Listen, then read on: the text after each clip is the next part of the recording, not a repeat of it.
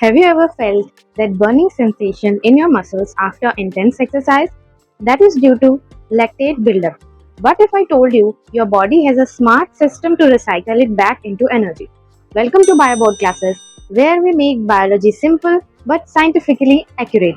Today we are going to deeply understand the Cori cycle, also known as the lactate-glucose cycle, including its steps, enzymes, energy cost, and clinical importance. Let's get started. The Cori cycle is an inter-organ metabolic pathway that connects anaerobic glycolysis in muscles with gluconeogenesis in the liver. In simple terms, when muscles produce lactate due to low oxygen, that lactate is transported to the liver, converted back into glucose, and then sent back to muscles for reuse. This cycle is essential for maintaining blood glucose levels and preventing lactate accumulation.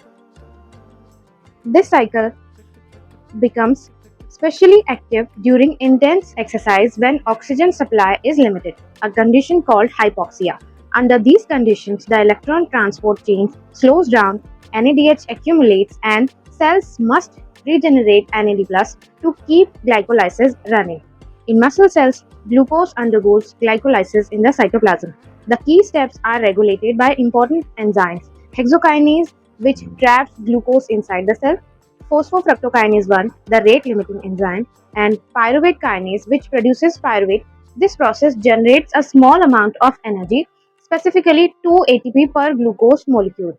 When oxygen is insufficient, pyruvate cannot enter the mitochondria for aerobic respiration. Instead, it is converted into lactate by enzyme lactate dehydrogenase or LDH. This reaction is extremely important because it regenerates NAD+, which allows glycolysis to continue producing ATP even in low oxygen conditions. Without this step, glycolysis would stop. The lactate produced in muscles diffuses into the bloodstream and is transported to the liver. This transport is passive and occurs along a concentration gradient. In liver, the lactate is converted back into pyruvate by the same enzyme LDH, but in the reverse direction. Then pyruvate enters the gluconeogenesis pathway. This pathway uses several key enzymes such as pyruvate carboxylase converting pyruvate to oxaloacetate, PEPCK forming phosphoenol pyruvate, fructose 1,6-bisphosphatase bypassing glycolysis regulation, glucose 6-phosphatase producing free glucose. This newly formed glucose is then released into the bloodstream. The glucose travels back to the muscle cells where it can again be used for glycolysis. This completes the Cori cycle, creating a continuous loop between muscle and liver. Now, here's something very important. The Cori cycle is energetically expensive.